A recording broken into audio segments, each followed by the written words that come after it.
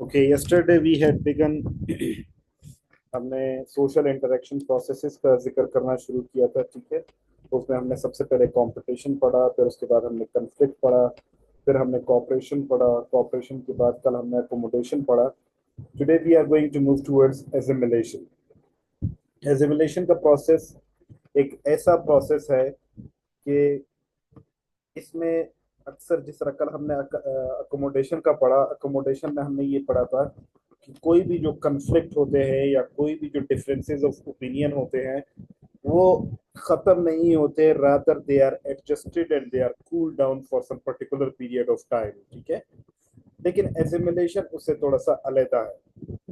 Usually इसको हम अपने कल्चर में बहुत ज्यादा देखते हैं, अपने सोशल लाइफ में बहुत ज्यादा देखते हैं, हमारे फैमिली लाइफ में बहुत ज्यादा ये देखने को मिलता है, हमारे ऑफिशियल लाइफ में ये अक्सर ये चीजें बहुत ज्यादा होती हैं। ठीक है, तो what is assimilation? Let's begin it with the introduction कि mixing of people together influence both culture.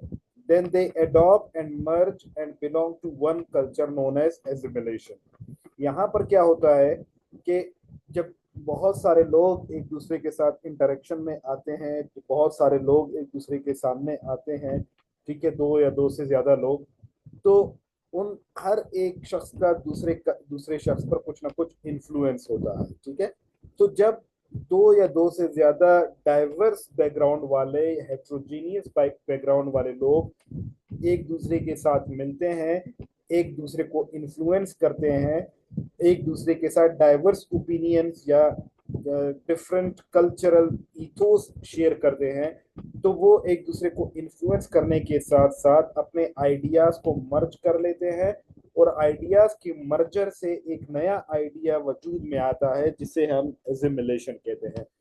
So assimilation is a process in which two different ideas, two different cultures, two different nations, two different ideologies combine and merge and turn out to be a new culture। ठीक है, ये ऐसे है जैसे 1 + 1 results into 2। ठीक है, तो हमारे पास एसिमुलेशन एक ऐसा प्रोसेस है जिसमें एडजस्टमेंट नहीं होती, रादर उसमें क्या होता है, कंप्लीटली फ्यूजन होती है। ठीक है, वो आपस में मिल जाते हैं और एक नया कल्चर वजूद में लेकर आते हैं।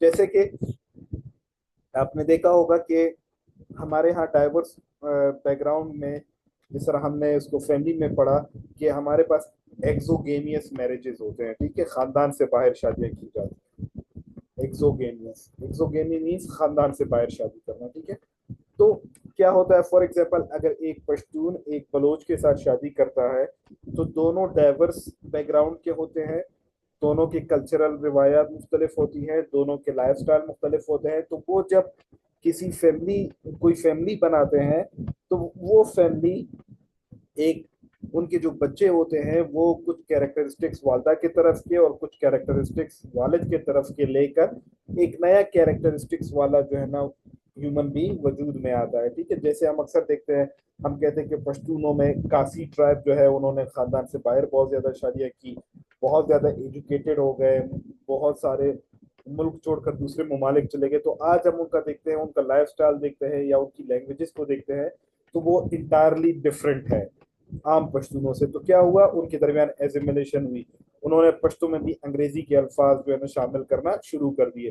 तो ये बहुत स्लो प्रोसेस है, ये बहुत ग्रेजुअल प्रोसेस है, और ये टोटल ओवरऑल एवोल्यूशनरी प्रोसेस है। जैसे आज हम अपनी उर्दू बोलते हैं, तो उर्दू भी क्या हुई कि मतलब जो है ना ये एक आर्मी का एक फॉर एग्जांपल एक कैंप था, उस कैंप में डाइवर्स बैकग्राउंड वाले लोग मौजूद थे, टर्किश भी बोलते थे, अरबिक भी बोलते थे, हिंदी भी बोलते थे, और उन सब के मर्जर से एक नया लैंग्वेज वजूद में आया जिसे हम उर्दू का नाम देते हैं। तो ये भी एक एवोल्यूशनरी प्रोसेस है। ठीक है, it passes through various stages, और ये मुख्तलिफ स्टेजेस से गुजरते हैं। Cultural variability and rivalries tend to disappear. देखिए कल हमने पढ़ा था ना कि हमने कहा था कि अकोमोडेशन के दौरान को एग्जिस्टेंस होती है लव और हेट्रेड की, पीस और वॉर की को एग्जिस्टेंस होती है। लेकिन यहाँ पर क्या होता है, यहाँ पर जो भी वेरिएबिलिटी आती है, जो भी डिफरेंसेस आते हैं, जो भी कंफ्लिक्ट्स आते हैं, वो बिल्कुल डिसअपियर हो जाते हैं क्योंकि ये ब्लेंड हो जाते हैं आपस में, ठीक है। और एज अ रिजल्ट एक नया हमारे पास कल्चर देखने में आता है। Exogamy is observed in such assimilation when heterogeneity exist, ठीक है। हेट्रोजेनिटी क्या हो गया? हेट्रोजेनिटी होमोजेनिटी क्या नहीं होती, एक्सोगेनियस मैरिजेस होती हैं, एक्सटर्नल डिफरेंसेस ऑफ ओपिनियन होते हैं, डिफरेंसेस ऑफ थॉट्स होते हैं, डिफरेंसेस ऑफ लाइफस्टाइल होते हैं, वो ब्लेंड हो जाते हैं और मर्ज हो जाते हैं और they refine into a new one, ठीक है। तो I hope the introduction to assimilation is clear to everybody. If it is clear, please drop me yes.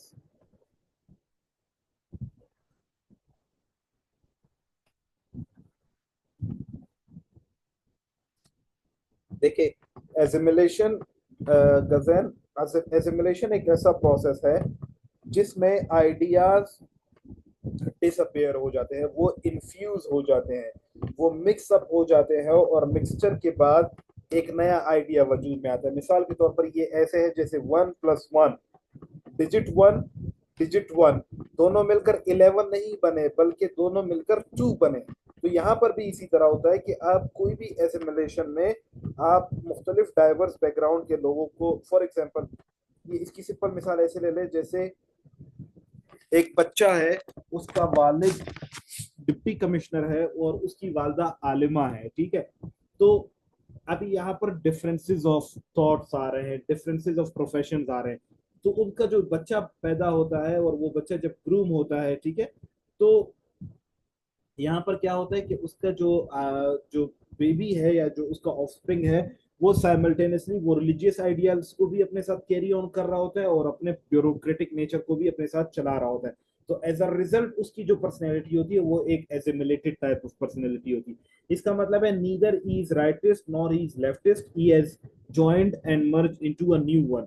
ये ऐसे ही है जैसे आप कोई शख्स यहाँ से दूसरे मुल्क में माइग्रेट करता है तो उसके पाकिस्तानी आइडियोलॉजी और यूरोपियन आइडियोलॉजी वो उन दोनों को इन्फ्यूज करके एक unique type of ideology create कर देता है, unique type of culture create कर देता है, ठीक है। तो हमारी जो है ना एसिमिलेशन यही होती है। I hope you got it now.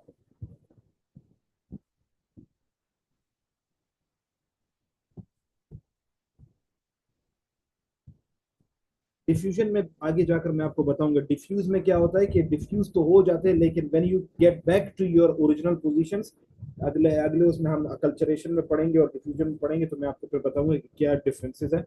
Diffusion में क्या होता है कि आप फॉर टाइम बीइंग किसी चीज को अडॉप्ट कर लेते हो और एज अ रिजल्ट कल्चरेशन और डिफ्यूजन ऑलमोस्ट सिमिलर होते हैं, ठीक है। आप उसको फॉर टाइम बीइंग अडॉप्ट कर लेते हो और जैसे ही आप उस पर्टिकुलर कंडीशन से निकलते हो तो फिर आप उसको फॉरगेट कर देते हो, ठीक है। जैसे फॉरेन कंट्री में हमारे कंट्री के लोग जाते हैं, बिल्कुल ये एजिमिलेशन का प्रोसेस है। उसमें कभी कभार अकल्चरेशन भी आ जाता है, उसको मजीद जैसे हम आगे पढ़ेंगे तो उसमें मजीद क्लियर हो जाएगा, ठीक है। डेफिनेशन में देखें कि the fusion of divergent habits, divergent यानी different attitudes and different ideas of two or more groups or gaps into a common set of habits attitudes and ideas. Fairchild कहता है कि जब दो मुख्तलिफ हैबिट्स, आइडियाज, थिंकिंग, हैबिट्स ये मर्ज हो जाते हैं और एक कॉमन हैबिट, कॉमन एटीट्यूड या कॉमन आइडिया डेवलप करते हैं, इसे हम एसिमिलेशन कहते हैं। द फ्यूजन और binding of two distinct groups into one, यानी दो ग्रुप्स आपस में मिले और मिलने के बाद एक नया ग्रुप वजूद में लेकर आते हैं, उसे हम क्या कहते हैं? एसिमिलेशन कहते हैं। तो it means assimilation is a process, ठीक है, कि जिसमें डिसिमिलरिटीज क्या हो जाती हैं? मर्ज हो जाती हैं और अपनी डिफरेंसेस को खत्म कर देते हैं और अपने आप को सिमिलरिटीज बना देते हैं, ठीक है। जैसे ऑकबर्न और निम्कोफ इसको क्लियरली डिफाइन करते हैं कि assimilation means dissimilar individuals or dissimilar groups which become similar by removing their cultural differences। यहाँ पर क्या होता है? जो differences होती हैं वो खत्म हो जाती हैं और वो खत्म होने के बाद एक नया जो आइडिया वजूद में आता है, एक नया जो कल्चर वजूद में आता है, उसे हम क्या कहते हैं? उसे हम एजिमिलेशन का प्रोसेस कहते हैं या एजिमिलेशन ओवरऑल इस प्रोसेस को कहते हैं, ठीक है। एंड देन बोगार्डस कहता है the process where attitude of many persons are united and developed into a unified group, ठीक है, कि जब मुख्तलिफ किस्म के जो आइडियाज होते हैं, ये मुख्तलिफ किस्म के जो थॉट्स होते हैं वो सारे मर्ज हो जाते हैं और एक नया रिफाइंड और एक एक another unified type of idea में डेवलप हो जाते हैं, तो उसे हम क्या कहते हैं, उसे हम एसिमिलेशन कहते हैं. So shall we go ahead, I hope it's clear.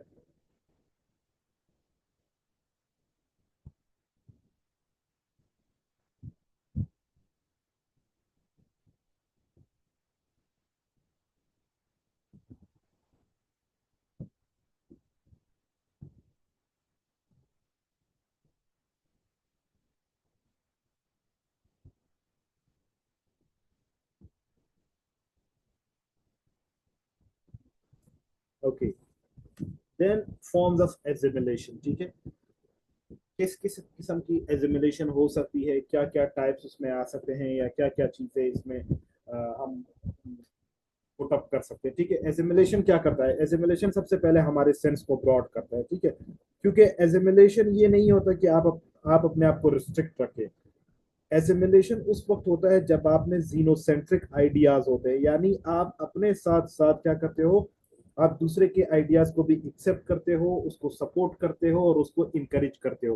तो ये हमारी सेंस ऑफ थिंकिंग को, ये हमारी आइडियाज को, ये क्या करते हैं, ये परवान चढ़ाते हैं. इसलिए हम इसे कह सकते हैं कि ये एसिमिलेशन में हमारे सेंस को मजीद इम्प्रूव कर लेता है और इसको ब्रॉडन करने के साथ साथ उसको डेवलप्ड फॉर्म और स्ट्रक्चर में लेकर आता है. ठीक है, दूसरा क्या होता है कि जैसे हमारे पास अ माइग्रेंट है, कोई माइग्रेंट है, अ माइग्रेंट एडॉप्ट्स न्यू पर्सनैलिटी ट्रेट्स.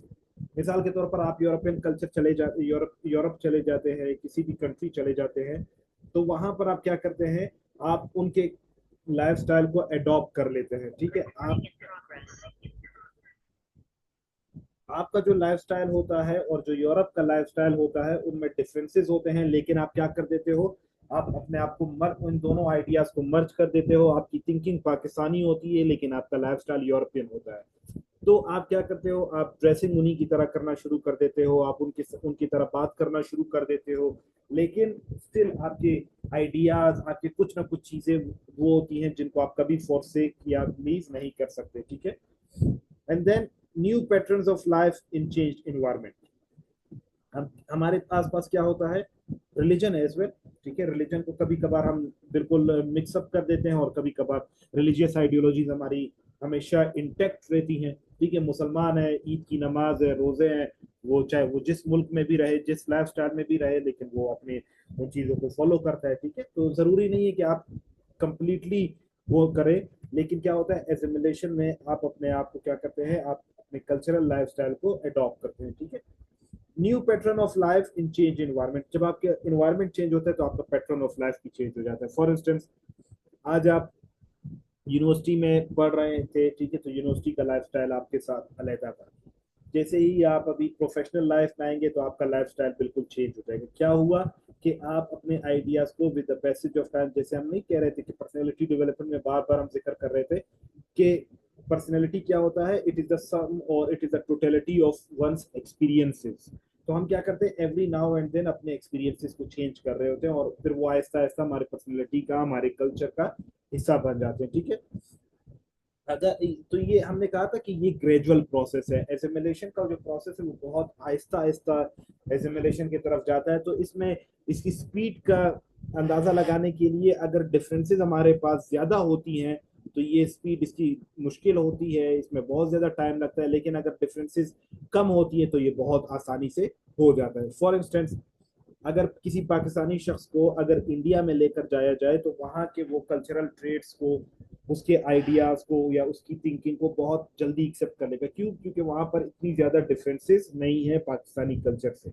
लेकिन अगर इसी शख्स को अफ्रीका लेकर जाया जाए, इसको यूरोप लेकर जाया जाए, इसको किसी और ऐसे इलाके में लेकर जाया जाए जहाँ पर डिफरेंसेस बहुत ज्यादा है, तो इसका एजिमुलेशन के प्रोसेस में बहुत वक्त लगता है क्योंकि डिफरेंसेस ज्यादा होती हैं. ठीक है, अच्छा, एक चीज इस तरह है, जिस तरह कल्चर में भी हमने पढ़ा था मार्जिनल कल्चर या कल्चरल हाइब्रिड, अगर आपको याद हो, तो कुछ लोग इस तरह होते हैं कि वो दोनों कल्चरल ट्रेड्स को शो कर रहे होते हैं, मतलब वो एट अ टाइम दोनों कल्चर को फॉलो कर रहे होते हैं। वो किसी पर्टिकुलर कंडीशन में एक कल्चर को फॉलो करते हैं और किसी दूसरे पर्टिकुलर कल्चर में दूसरे दूसरे पर्टिकुलर कंडीशन में वो दूसरे कल्चर को शो कर रहे होते हैं। तो इस किस्म के शख्स को मार्जिनल मैन कहते हैं या मार्जिनल पर्सन कहते हैं, ठीक है। Those who show both cultural traits, ठीक है। ये इस तरह जैसे एक बच्चा पैदा हुआ जिसके दोनों पेरेंट्स, एक पश्तून है और एक बलोच है, ठीक है। तो वो क्या करता है, वो पश्तूनों के साथ पश्तून कल्चर को अडॉप्ट करता है और उनके साथ उन्हीं की लैंग्वेजेस में बात करता है, और ब्रावी या बलोचों के साथ उन्हीं की जुबान में बात करता है। तो ये क्या है, मार्जिनल पर्सन है, ठीक है। इसने कोई न्यू वैरायटी नहीं लेकर आई, रादर उसने अपने आप को मार्जिनल रखा, उसने अपने आप को उस कंडीशन में उनके मुताबिक डाला और इसकी कंडीशन में इनके मुताबिक डाला।